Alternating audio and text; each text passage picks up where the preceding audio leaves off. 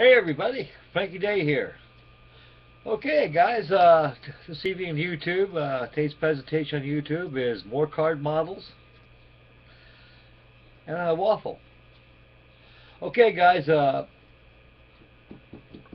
starting on the card model, more card models.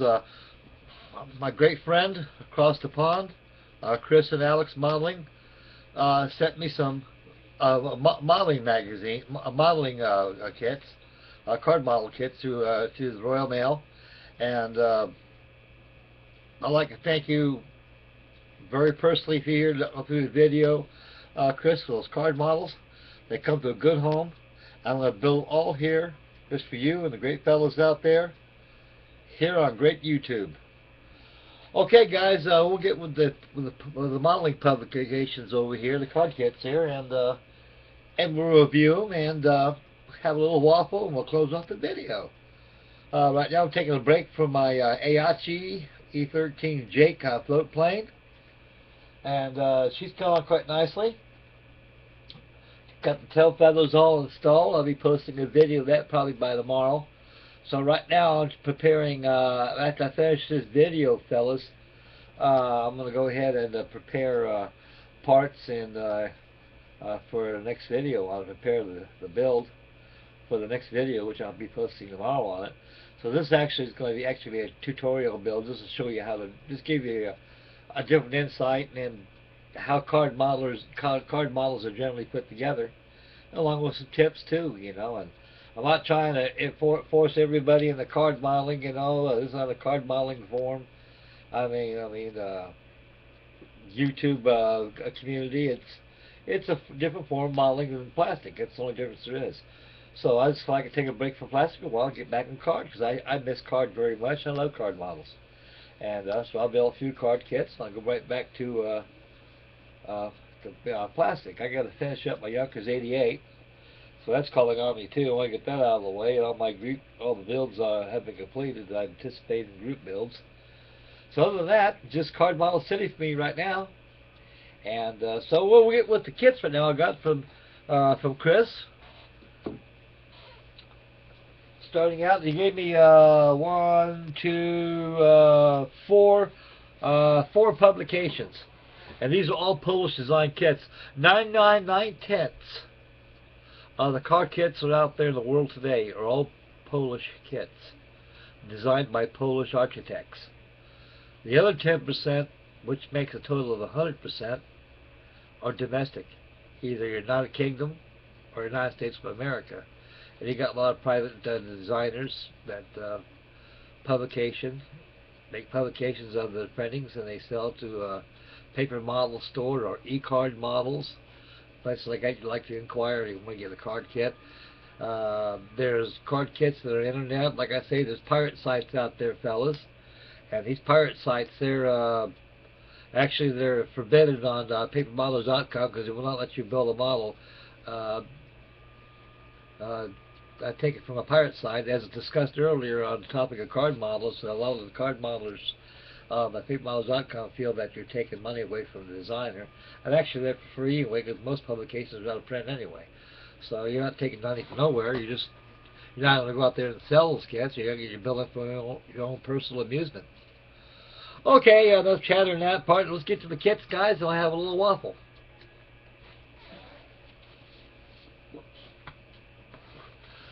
I got a mosquito bomber. This is a mosquito 133 scale, exactly the same one that I have. I'm going to build as a dedication build for Chris and Alex. And this is an earlier publication, because it doesn't have all the flaps, the Bombay, the ailerons, the rudder, the stabilizer, and the Bombay and everything else. This is more or less, this kit's just just a touch more intermediate than more than the higher skill level. Because a lot of card kits, fellas, they're out there just like plastic kits. They got different skill levels. Depends on the designer, the publication, the company who makes them. Like Model Montrez, they're more or less their designs are more or less in for the anywhere from beginner to intermediate up to the advanced card modeler. and their kits are very well made. Most of them are hand drawn instead of computer CAD. And starting out with the mosquito right here, looks like how Revell modeled the base of their kit. It has invasion stripes on everything, just like the Revell 132 scale. The inbox review that I've done on it about a week or two ago. Open up, you can see the wings and the invasion stripes on the bottom. The wings. This looks like it's your outer wing panel, and like I say, it comes in two wing. You get two wings on there, and also through here you got your you have your wing tips right here, and there's a butt strip that fits on the outer edge of these wing tips. That's how these wing tips actually fit. Connector strips, as you've seen on my Jake build. Of course, up here is propeller blades, the paddle type that the Mosquito more or less use, instead of using the toothpick type that the Lancasters and Lincoln bombers use. Okay, go to the next page, guys. This model is very, very simple compared to the new publication. It's on A3 type paper. It's about 66 pounds. And right here is your inboard wing panels. Also your nacelles. Also your exhaust. Exhausts are up over here. And the top of the engine nacelles over here. Got your undercarriage doors.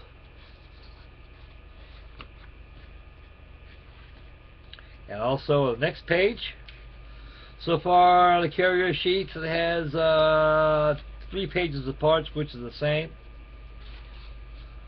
Right here, this has got to be backed up.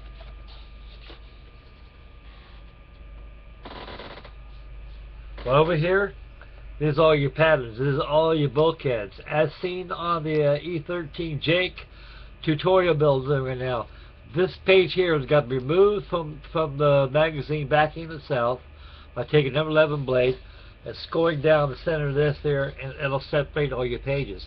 And another technical note too, if you're with card models, get yourself a can of this. Excuse my back. It's Krylon Clear. This is Krylon Matte, but they got the Krylon Clear. Always spray your parts on here first with this, but first of all, remove the pages from the booklet, pin them on a piece of cardboard using a regular pen, like a thumb pen or some sort of pen. Anyway, wait down, make sure the pages don't right up, make sure they're flush, and go ahead and spray this on there, and it'll make the parts more pliable and easy to handle while you're assembling the kit, and plus it protects the printing. So once this section here is all backed up, that'll form your skins, your engine nacelles, also your wings. Again, right here, here's all your tail feathers right here, your tail empennage, your rudder, your stabilizer. This blue area here, this is your spinner for your props. These are called pedals right here, and these pedals got to be curled. They got to be curled and formed as you fold the spinner over. These little pedals will actually join over, and they'll form the spinner itself. And once it's dry, you take the upside down part of your spinner, you take a burnishing tool, and you burnish out those pedals so they're nice and straight. It looks perfect. I'll show you that on the tutorial build. Okay, over here you got more of this is the fuselage assembly. And some card kits like this here is when you're joining your parts together, when you roll them, you take a doweling. You lay your pieces, your skins. Once your skins are cut out, lay it on top of your work board or cutting mat. Take a wooden dowel, which I highly suggest, which is very cheap, 5/16 diameter. Wood dowel is fine. You take a dowel and you roll it, and that paper will roll over with it. You'll put memory in that paper. And right there at the edge, most of them don't have, some kits like this, for example, Like this kit here, they failed to put connector strips here. When you roll over it, when they join together, you got to the surplus cardstock right here. You can cut yourself some anywhere from a quarter-inch. I use quarter-inch strips of paper. You cut it and you glue it here and inside here. It acts like a butt strip. Now, for here is different. You don't have no connector connecting tabs here to join the skin together like I did on the Jake. What you got to do with those, you got to have your bulkheads. These are your formers right here, and these made up against this. This here mates up against this. So when you're cutting this off here and cutting this other part out here, you got to line them up together, and you got to file them after you cut them out perfectly, right to the lines. Make sure they're symmetrical, they're precise, they're exact, and mirror image. That way, when you glue the fuselage segments together, they won't overlap and gap. And because you don't want to do that, because it'll be a lot of work to burnish them out. You got to use the back of your stone. You got to go at a good moderation of movements to generate little heat inside that cardboard, and then it'll soften up the fibers. Then actually the skin will pull in.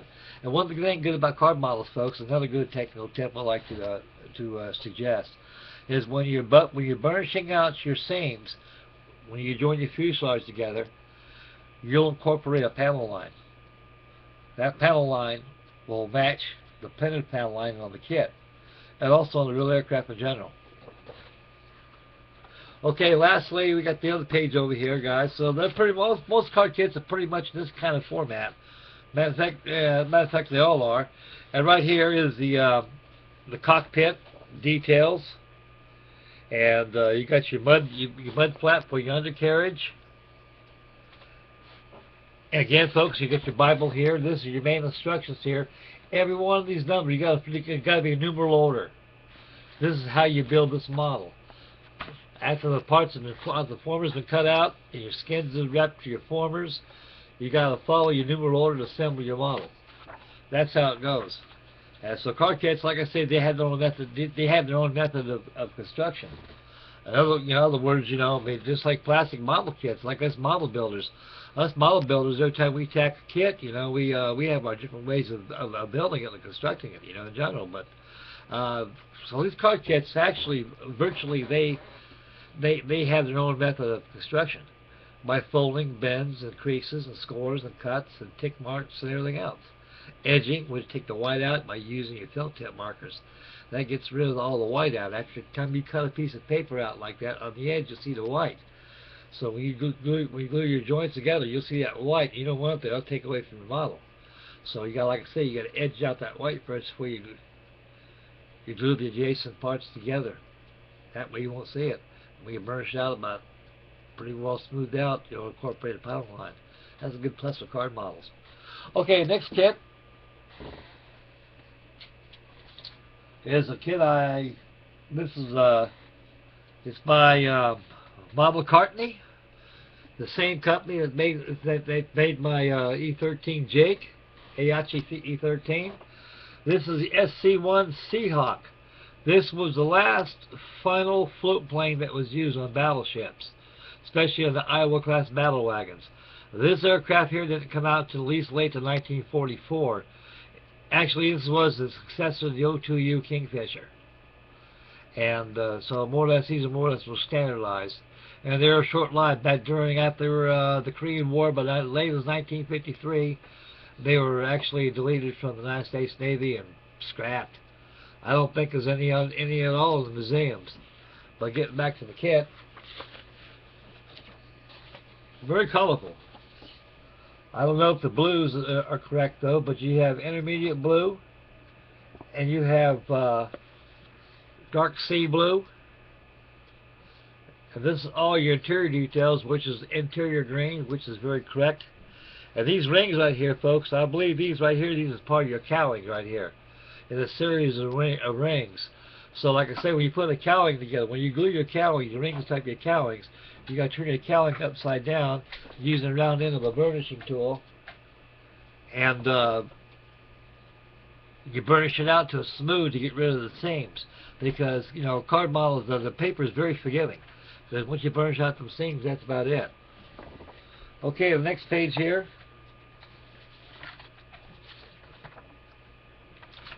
Yeah.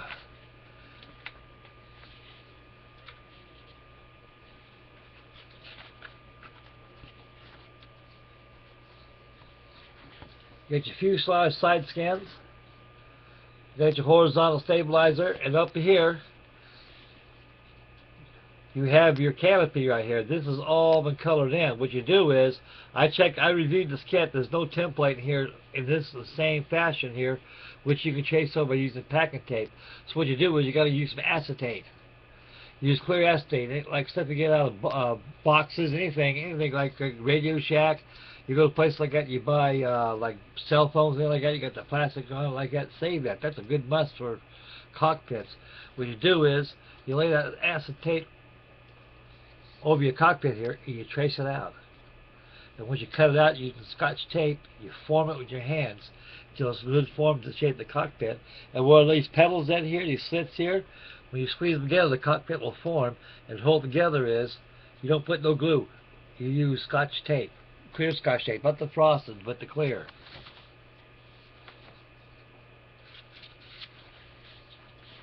And the next page, you get all your patterns. All these patterns, like I said again, folks, this is the main structure and integrity of your model. And with these right here in mind, they got to be backed up with cardboard. The best cardboard or Bristol board to get is go to your post office. They got all these envelope covers that you send stuff through. That stuff is free. It's on the house. It may change in the future. They may charge you. I don't know. I haven't been there for a long time. But that's the best there is. You get that. That's good backing material for all your formers, wings, spars. All this black line right here, let's go zudi or zetchel. That's the Polish word for wire. The best wire to use that is fluoro wire. That's the best wire there is. And these are your patterns here for your floats and everything. All the others are reinforcements for your floats.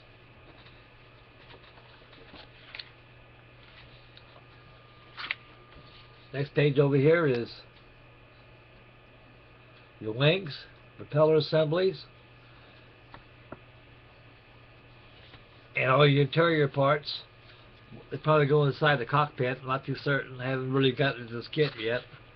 But the card kits are almost like plastic kits to me. You can take a look at them and almost tell where they go. And right here is the completion of the parts. You got your floats, your under part of your float, side part of your float there, and also you have your pontoons on there also. And again, this is your construction method right here. Some card modelers do this to show you a breakdown, which is good. In my book, this is the best instruction there is. In other words, everything's a numeral order. You got to follow numeral orders to figure out how parts go. That's where the experience comes in on card models. So right here, as you can see, the form of construction that's done. On the back side is the final parts, all numeral orders. You got to follow those numeral orders, and you got to look at the page I just showed you right there, how it's assembled. Piece of cake. Okay, here's one I haven't seen for a long time. It's kind of old, aged a little bit though, but I took this out and sprayed that Krylon. I gave it about 3 coats of Krylon on it, and to protect the printing and put a little life into the paper. This is a very, very old kit. This kit's probably maybe 25, maybe 30 years old. This is by Marty Modleraz, the same company I just showed. I showed you on my on the mosquito bomber. This is no kit. This is the Gloucester Gladiator. This aircraft here was used all over 1927, as early as 1933, and they were actually was stricken from the Royal Air Force, and they had more subtle aircraft than what they had, trying to get away from the biplane age. After reviewing it, this is a very old kit. It's ancient, and the paper, the cardstock is still good, and it looks like it will go together quite well. And in the beginnings of the kit, gives you the wings. Looks like it's duck egg blue in the bottom, with slate gray, extra dark sea gray, which was adorned.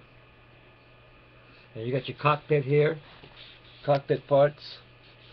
They all got to be covered with packing tape to simulate your windows. On the next page,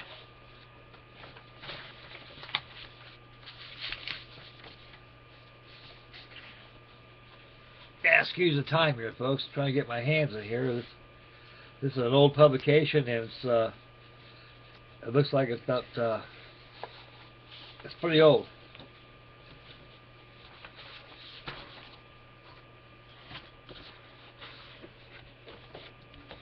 This is the whole kit here, guys. Here's your fuselage sections. Again, as you look very closely, you can see the connectors tabs on the side and also the back of all those skins, which is good. On the mosquito bomber didn't have that. You got to make your own. Again, you got your rudder, stabilizer, cabin struts, interplane struts.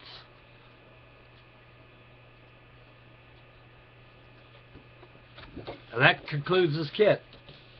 A very interesting model. I may do that. I probably will eventually. Put this away inside the booklet form here.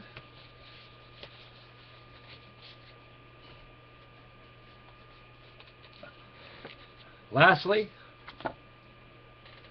again by Marty Madrez. This is a Scheiden. This was used back in 1945. Actually, they tried to use these were good aircraft, and they actually destroyed a lot of B-29s during the homelands during the invasion. When B-29s were stationed off India, off of Karachi, also Chintu, and so actually that was the first full run as the B-29s attack actually in Japan's soil. They couldn't go any further because of the payload of fuel they had. They had enough gas to make it from Chintu, which is a coastal part of India, to make it all the way, also from China, all the way into Japan, right to the footsteps of Japan. So that's why they needed Iwo Jima, so they can get closer to Japan to drop more bombs in the homeland, to the capital, which they did in 1945 when they dropped the first atomic bomb in Hiroshima, Japan. And so when we got Iwo Jima, that made it very, very close, and we gained more territory than the B-29. And that's when these were the last aircraft that were used to destroy the super fortress. And these were actually pressurized fuselage in these this type of aircraft. It was very remarkable because it's high altitude. B-29s, they flew 7 miles high, 36,000 feet. That was high. During World War II, during part of the war, we flew B-17s and B-24s. We're at 20,000 feet. But we gained an extra advantage of 15,000 feet plus more with the technology that was inspired into the B-29, which was the first pressurized bomber that the United States has incorporated. And these aircraft right here are the only ones that get to the B-29 because they had a pressurized fuselage. And they were short-lived. Okay, the beginning of the kit.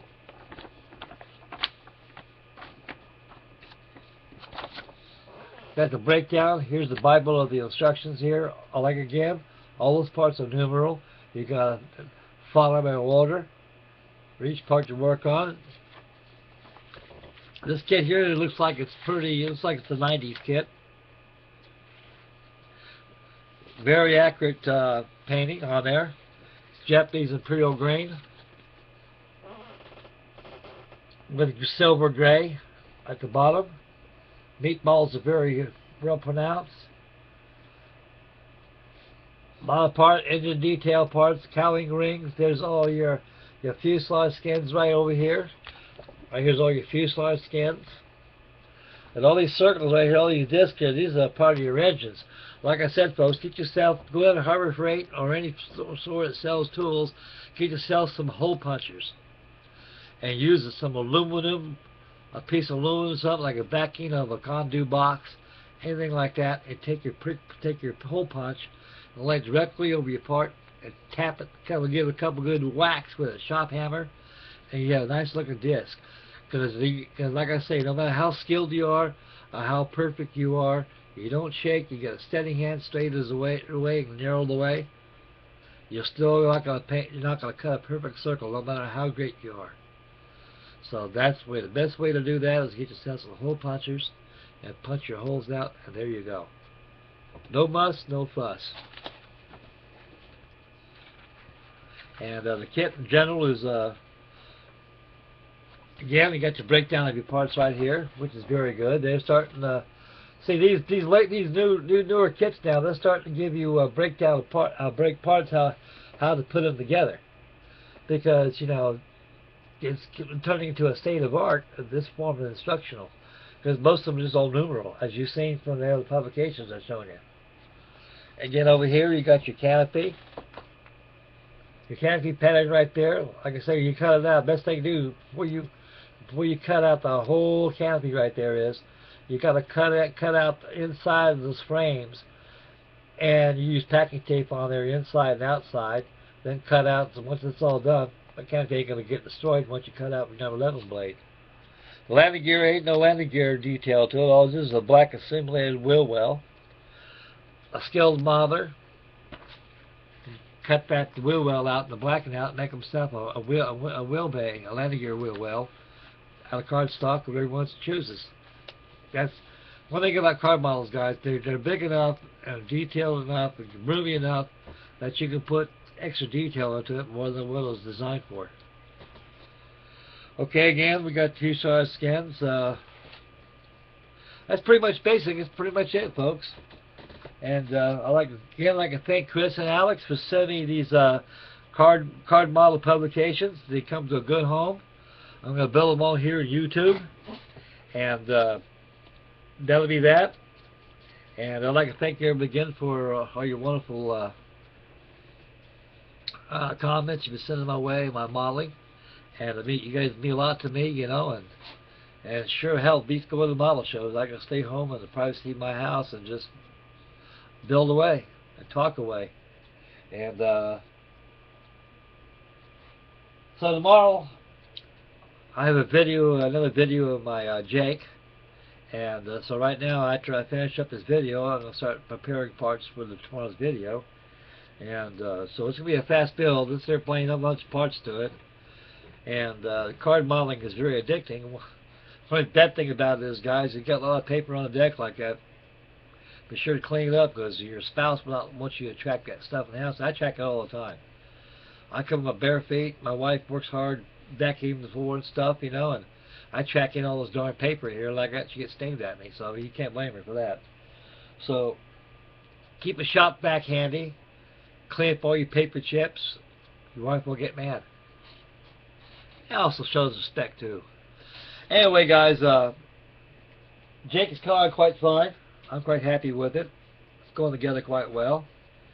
And I get a good joy in building these card models. And well, I got a shitload back there, guys. I'll tell you what I believe I got. I'm going to have to get this webcam. I have a cook's tour of all my stash and everything I got in this house. You guys be amazed. Okay, guys, that'll about do it. I've been on here for 27 minutes too long. I don't want to bend nobody's ear, put nobody to sleep, but to me, it's like feel like I want to get a good waffle out, and also a good shout out to Chris and Alex for sending me those card kits. They're great fellas, I tell you, and I appreciate them very much. And so I'll close up this video, guys, and start working on my Jake. And so stand by tomorrow, because I have another video of update number 3 on my AIT E13 Jake float plane. And I have a Junkers 88 done real soon. I'm getting too overzealous with this card model I'm building right now. So we're after I build this Jake, guys. I got Alex's and Chris's dedication build for a mosquito bomber. And I'm going to go ahead and build that one. And that'll be a good dedication build. And that'll be that. Okay, guys, this is Frankie Day signing off right here for YouTube. And God bless. I hope you guys are well and keep building and build for yourselves. And whatever makes you happy, share it here. We all enjoy it. And I'd like to thank everybody for tuning in. May God bless. And we'll catch you on the next video, guys. And we'll catch you all later. Bye, guys.